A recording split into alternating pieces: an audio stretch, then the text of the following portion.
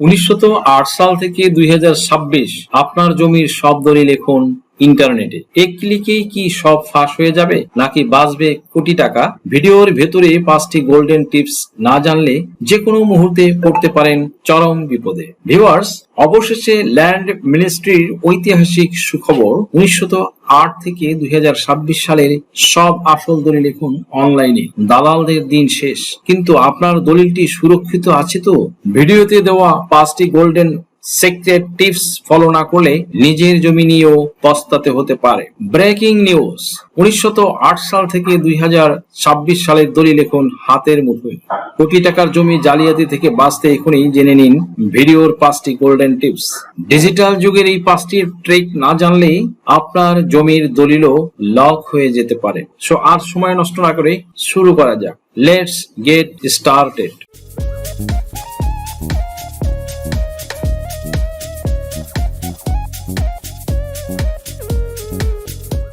একযোগে সারা বাংলাদেশের সমস্ত দলিলগুলো এবার অনলাইনকরণ করা শুরু হলো। ভিউয়ার্স, এই অনলাইন করার সিস্টেম এর ভিতরে দি রেজিস্ট্রেশন অ্যাক্ট 1908। সুপ্রিয় দর্শক মন্ডলী, এক সময় ব্রিটিশ সরকার সমগ্র দেশ শাসন করত। তারা এই রেজিস্ট্রেশন অ্যাক্ট 1908 তৎকালীন সময়ে পাশ করেন এবং এটা পাশের মধ্য দিয়ে দলিল রেজিস্ট্রেশন বাধ্যতামূলক বা ম্যান্ডেটরি করা হয়েছিল।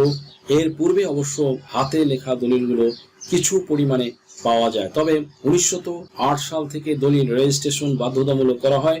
শুধুমাত্র দলিল স্ট্যাম্পে লিখিতভাবে থাকলেই হবে না, সেটা সাব রেজিস্ট্রার কার্যালয় সেখানে নিয়ে যাওয়ার মাধ্যমে যতক্ষণ পর্যন্ত সাব রেজিস্ট্রার মহোদয় কর্তৃক সিল স্বাক্ষরিত না হবে ততক্ষণ পর্যন্ত সেটা দলিল বলে বিবেচিত হবে না।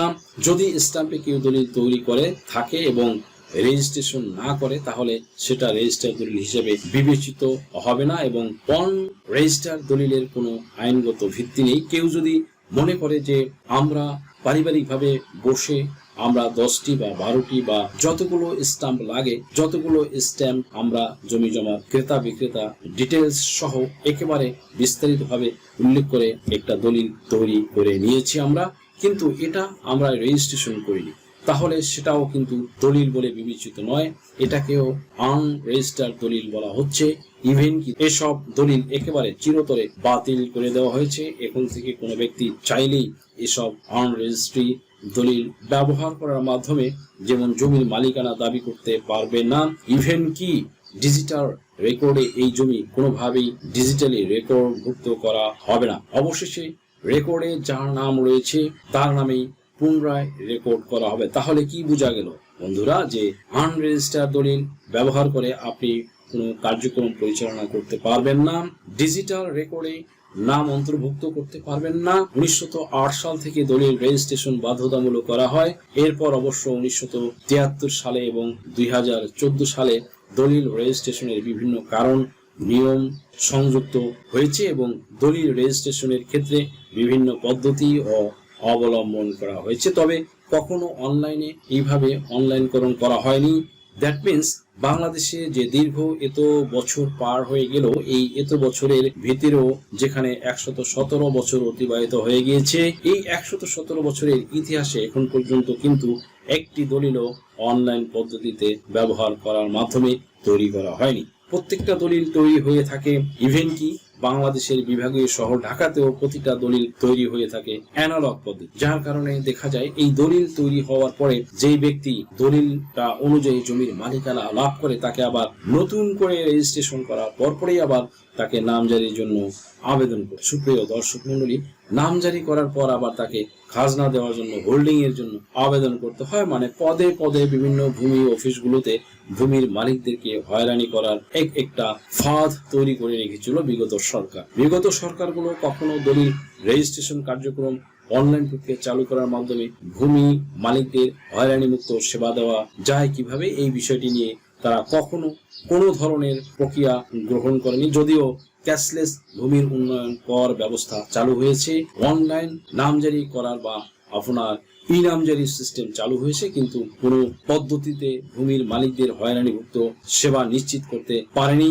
একটাই কারণ, সেটা হচ্ছে দলিল রেজিস্ট্রেশনটা যদি সম্পূর্ণ অনলাইন হয়ে যেত এবং একই সাথে যদি দলিল রেজিস্ট্রেশন এবং নামজারি যদি হয়ে যেত এট এ টাইম, তাহলে কিন্তু ভূমি মালিকগণ এই হয়রানিমুক্ত সেবাগুলো পেত, হয়তো 1% হয়রানি থাকতো। সরকার ক্ষমতায় এসে এবার তারা পদক্ষেপ নিয়েছে যে 1908 সাল থেকে এখন পর্যন্ত, দ্যাট মিন 117 বছরের ইতিহাসে যতগুলো দলিল তৈরি হয়েছে প্রত্যেকটা দলিল এবার অনলাইন করা হবে এবং একটা নির্দিষ্ট ওয়েবসাইট প্রকাশ করার মাধ্যমে এই ওয়েবসাইটে সমস্ত দলিলের তথ্য সেখানে ইনক্লুড থাকবে। তবে এক্ষেত্রে ভূমি মালিকদের উদ্দেশ্যে বলা হয়েছে যে তাদেরকে 5টি গুরুত্বপূর্ণ কার্যক্রম গ্রহণ করতে হবে। যদি তারা এই 5টি গুরুত্বপূর্ণ কার্যক্রম গ্রহণ করতে পারে তবেই কেবল এই অনলাইন প্রক্রিয়ার অন্তর্ভুক্ত হয়ে তারা তাদের দলিলটা সম্পূর্ণ অনলাইনকরণ করে নিতে পারবে। এখন এখানে একটি বিষয় উল্লেখ্য, এখানে অনেক বড় বড় কিছু ঘটনা ঘটেছিল।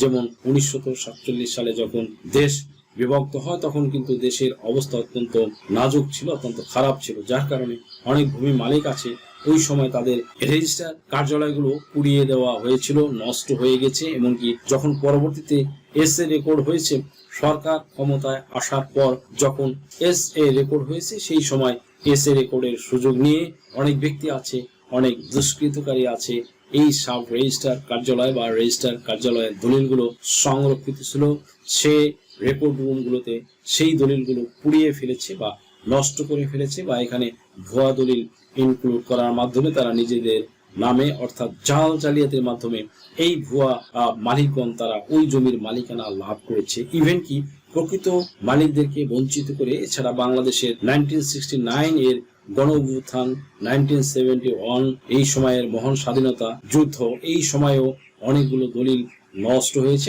আর এই ধরনের প্রতারক চক্র তারা দেশে বিশৃঙ্খল মুহূর্তের সুযোগ নিয়ে তারা জমির প্রকৃত মালিকদেরকে ঠকিয়ে অবৈধভাবে তারা মালিকানা লাভ করার সুযোগ নিয়েছে। এই দলিলগুলো যে মূল কপি সেই কপি তারা নষ্ট করে সেখানে তারা এই ভুয়া মালিকানার যে দলিল সেই দলিলগুলো তারা সেখানে ইনক্লুড করেছে। এখন দেখবেন অনেক জমির মালিক আছে এখনকার সময় এসে যারা সচেতন হয়েছে তারা অনেক আগের দলিলগুলো যখন উঠাতে যায় সেই সময় কিন্তু তারা এই দলিলগুলো উঠাতে পারে, কেননা সেখানে যখনই তারা ভলিউম সার্চ করে দেখে যে হয় ভলিউম সেরা আছে অথবা সেখানে অন্য কোনো মালিকের নাম সেখানে ইতিমধ্যে সন্নিবেশিত হয়ে গেছে। আর এইভাবে ভূমি মালিকগণ তারা জমি কখনো ক্রয় করেনি বা তারা উত্তরাধিকার সূত্রেও কেউ নয়, অথচ তাদের নাম সেখানে রয়েছে। এভাবে কিন্তু বছরের পর বছর নয়, যুগের পর যুগ এই অবৈধ মালিকেরা তারা জমি ভোগ দখল করছে। এই জন্য সরকার এখন এই মুহূর্তে তারা সচেতন হয়েছে,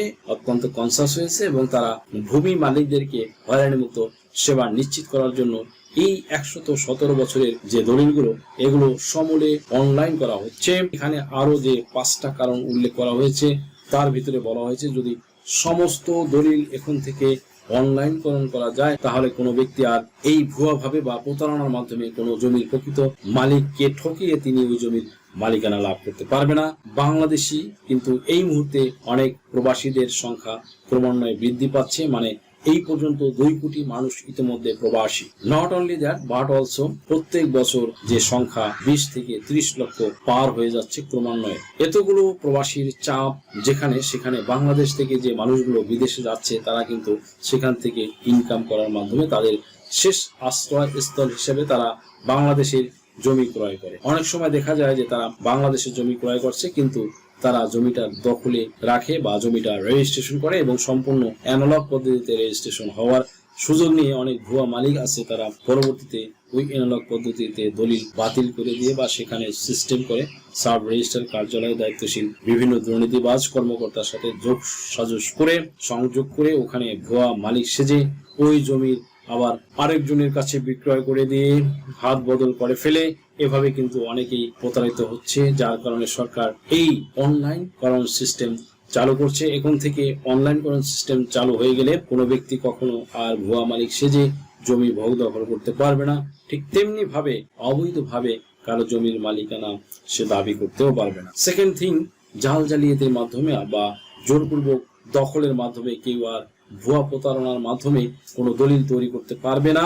যদি অনলাইন কার্যক্রম চালু হয়ে যায় সেই ক্ষেত্রে কিন্তু কেউ জোরপূর্বক দখল করে কখনো এই অনলাইন সিস্টেম চালু হওয়ার কারণে অনলাইন প্রক্রিয়ার আওতাভুক্ত যে দলিলগুলো করেছে সেই জমির অবৈধ মালিক হিসেবে নিজেকে আর জমির মালিকানা হিসেবে তারা নিজেদের জাহির করতে পারবে না, দাবি করতে পারবে না। এন্ড দেন থার্ডলি যে ব্যাপারটা, অনেক সময় মালিকগণ রয়েছে তারা বিদেশে অবস্থান করে, তারা তাদের হাতে থাকা যে মোবাইল ফোন, এই মোবাইল ফোন ব্যবহার করে তারা তাদের দলিল সম্পর্কে বিস্তারিত তথ্য জানতে পারবে।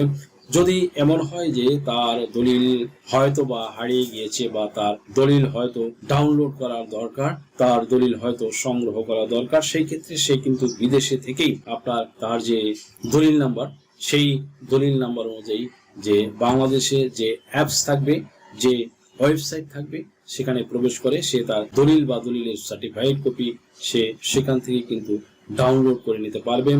যার কারণে এই দলিল আর কখনো ভুয়া বা জাল জ্বালিয়ে দিবা যারা ভুয়া প্রতারক যারা রয়েছে তাদের হাতে প্রতারণার কোনো সুযোগ থাকবে না। চতুর্থ পর্যায়ে কোনো ওয়ারিশ অন্য কোনো ওয়ারিশকে আর বঞ্চিত করতে পারবে না। সাধারণত উত্তরাধিকার সম্পত্তির যে সমস্যাটা হয়ে থাকে, পিতা মালিক ছিল, পিতার যে কয়জন ওয়ারিশ আছে, এটা অনেক সময় রেকর্ড কারিগণ সঠিকভাবে জানতে পারে না বা এসিল্যান্ডও জানতে পারে না। আর এই সুযোগ নিয়ে অনেক ভাইরা আছে তারা তাদের বোনদেরকে ঠকিয়ে থাকে। তবে সমস্ত দলিল যদি এখন অনলাইনে করা হয়ে যায় তাহলে অবশ্যই প্রত্যেকটা দলিলের ওয়ারিশ যারা রয়েছে তারা কিন্তু সহজে পৃথিবীর যে কোনো প্রান্ত থেকে তারা যেমন তাদের জমির এই তথ্যগুলো তারা যেমন জানতে পারবে, ঠিক তেমনি ভাবে তারা এই তথ্যগুলো সঠিকভাবে যাচাই করার মাধ্যমে তাদের মালিকানা নিশ্চিত করতে পারবে। এন্ড দেন হচ্ছে যে নাম্বার 5, তাদের এই দলিল যদি হারিয়ে যায় সেটা তারা উঠাতে পারছে। ঠিক তেমনি যদি কোনো দলিল যদি প্রয়োজন হয় সেই ক্ষেত্রে তারা কিন্তু সম্পূর্ণ বিনা খরচে, অর্থাৎ সরকারের যে নির্ধারিত ফিস, এই সরকারি নির্ধারিত ফিস প্রদান করে সে কিন্তু পৃথিবীর যে কোনো প্রান্ত থেকে এই দলিলের সার্টিফাইড কপি বা নকল সে উঠিয়ে নিতে পারবে। এমনকি